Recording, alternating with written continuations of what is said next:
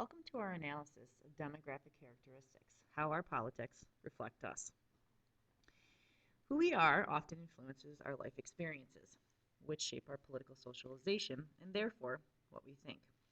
The racial and ethnic groups we belong to, our gender, our age, and the events that have shaped our lives and where we will live all play a role in how we are socialized to political and community life, our values and priorities, and even whom we vote for. Demographic characteristics also shape our levels of civic involvement and may even help determine the ways in which we contribute to the civic life of our communities and our nation. Whites, African Americans, Latinos, and Asian Americans prefer different candidates, hold different political views, and have different levels of civic involvement. Among the most salient of these, and salient means important, are the candidate preferences, which are reflective of party affiliation and ideology. When analyzing candidate support by various racial and ethnic groups in the 2012 election, we can see that there are significant differences in the levels of support given to Barack Obama and Mitt Romney among African Americans and non-Hispanic whites.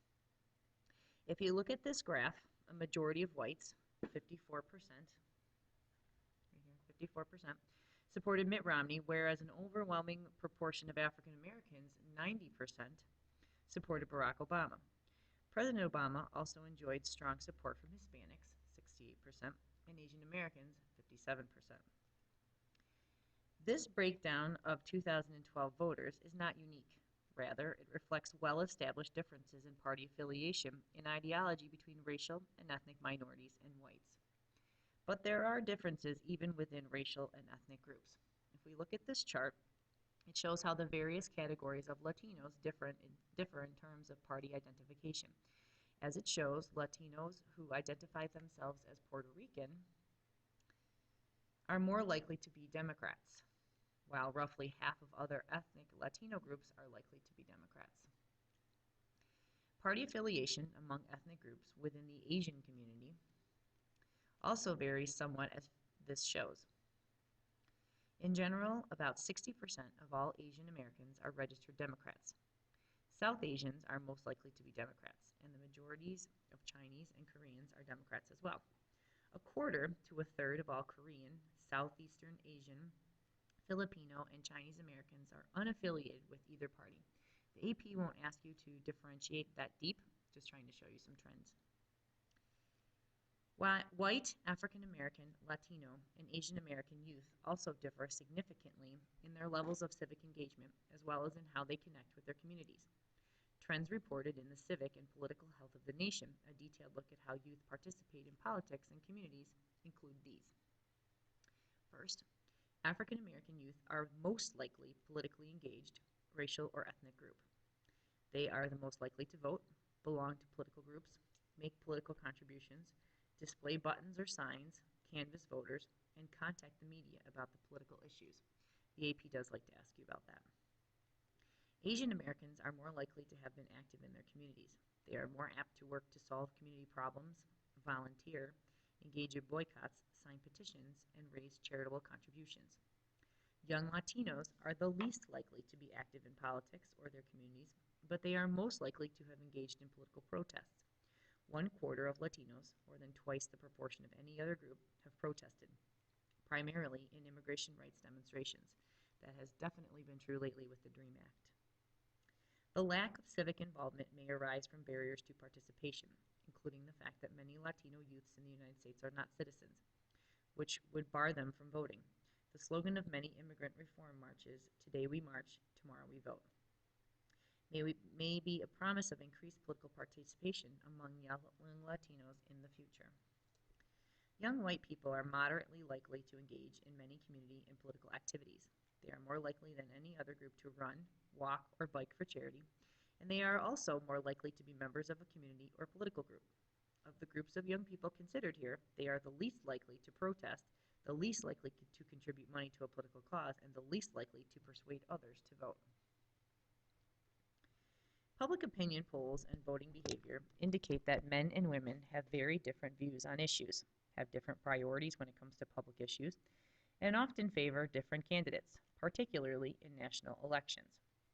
This difference in men and women's views and voting preferences is called the gender gap. the measurable difference in the way women and men vote for candidates and in the way they view political issues. Remember, if you didn't catch that, stop, rewind, and start again. Eleanor Smeal, who at the time was president of the National Organization for Women, or NOW, first noticed the gender gap. In the 1980 presidential election, Democratic incumbent Jimmy Carter lost to Republican challenger Ronald Reagan, but Smeal noticed that in poll after poll, women favored Carter. Since the watershed 1980 election, the gender gap has been a factor in every subsequent presidential election. Women voters are more likely than men to favor Democratic candidates. President Bill Clinton, first elected in 1992, had the smallest gender gap that year, with women voters favoring him only by 4%. 4 years later, when he ran for re-election, he had the largest gender gap to that point, with women voters favoring him by 11%. In the 2008 presidential election, the gender gap continued to favor the Democratic nominee, with women voters favoring Barack Obama over John McCain by 7%. Women's support of President Obama continued throughout his first administration. If you look at that chart, you can see that. From this figure, we see that a gender gap existed in terms of presidential approval, with women consistently assessing the Obama administration more favorably from 2009 to 2012.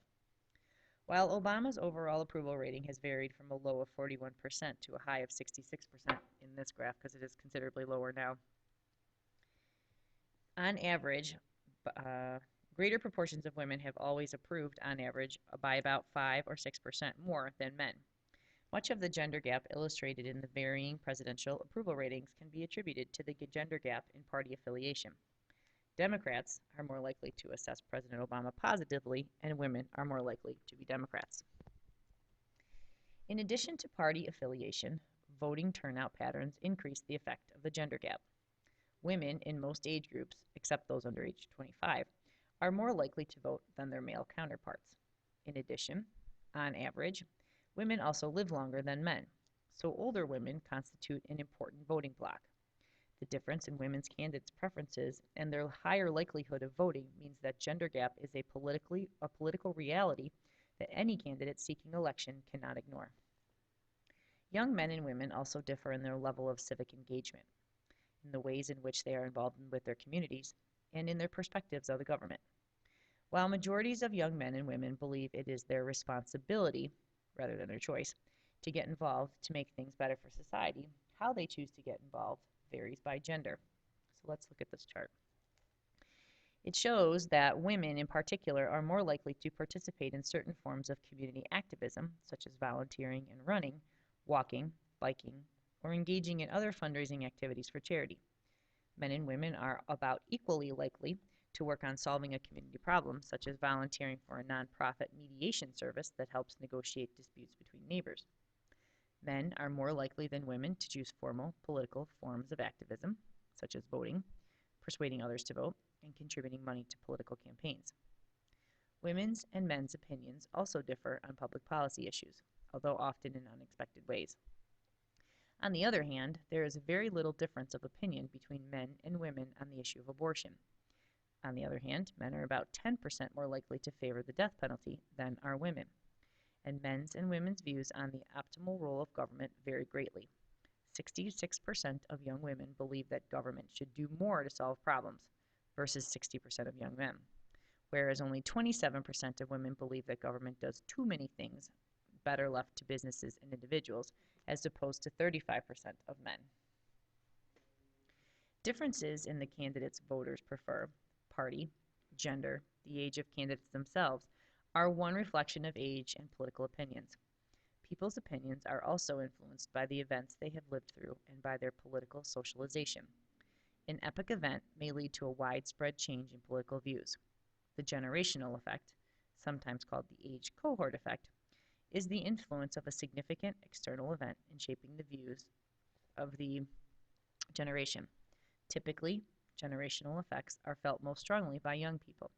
As a result of the attacks that occurred on September 11, 2001, people who were under age 30 on that day might place a heightened priority on keeping the United States safe in the face of a new kind of threat, for instance.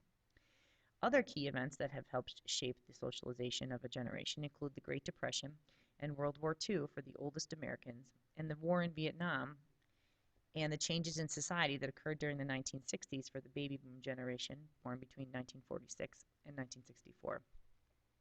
The major events that occur while we grow up affect our socialization by shaping our viewpoints and our policy priorities. One of the strongest examples of the generational effect is the Great Depression. Those who came of age during the era of Democratic President FDR's New Deal social programs were, throughout their lives, most likely to vote Democratic. But often the consequences of events are not immediately apparent. Political scientists continue to measure the effects of the September 11, 2001 terrorist attacks and the subsequent war on terror on the views of the generation socialized to politics during the first decade of the 21st century.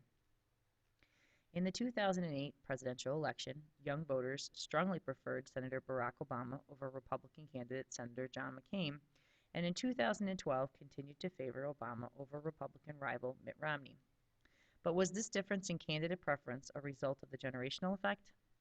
Will the Americans who grew up in the wake of those attacks be more patriotic than their parents? Will they resist a militaristic foreign policy throughout their lifetimes? These types of questions will interest public opinion researchers in the decades to come. Lastly, we have geographic region. Since the nation's founding, Americans have varied in their political attitudes and beliefs and how they are socialized to politics, depending on the region of the United States from which they come. These differences stem in part from historical patterns of immigration. Irish and Italian immigrants generally settled in the northeastern seaboard, influencing the political culture of Boston, New York, Philly, and Baltimore. Chinese immigrants, instrumental in building the Transcontinental Railroad in the 19th century, settled in California and areas of the Pacific Northwest and have had a major influence on the political life of those areas. Among the most important regional differences in the United States is the difference in political outlook between those who live in the Northeast and those who live in the South. The differences between these two regions predate even our nation's founding. During the Constitutional Convention in 1787, northern and southern states disagreed as to the method that should be used to count slaves for the purposes of taxation and representation. The difference between these two regions were intensified in the aftermath of the Civil War, the quintessential manifestation of regional differences in the United States. Since the Republican Party was the party of Lincoln in the North, the South became essentially a one-party region, with all political competition occurring within the Democratic Party. The Democratic Party dominated the South until the later part of the 20th century, when many Democrats embraced the civil rights movement. You have to remember that the Democratic Party of the time after the Civil War is different than the Democratic Party is today. Differences in regional culture and political viewpoints between North and South remain. Today, in national elections, Republicans tend to carry the South, the West, and most of the Midwest, except for large cities in these regions. Democrats are favored in the Northeast, on the West Coast, and in the most major cities. If you look at this map, it illustrates one factor that contributes to these differences in regional political climate: religiosity. As we talked about earlier, religiosity affects political viewpoints, and the regional differences in levels of religiosity mean that those differences are manifested as regional differences as well. From looking at this map, we can see that the most religious states are found primarily in the South: Mississippi, Alabama, Louisiana, Arkansas, South Carolina, Tennessee, North Carolina, and Georgia. And none of the most religious states are in the Northeast or the West Coast. Contrast that with where we find the least religious states. Nearly all are found in the Northeast: Vermont, New Hampshire, Maine, Massachusetts, Connecticut, New York, and Rhode Island, and 4 in the West: Alaska, Oregon, Nevada, and Washington.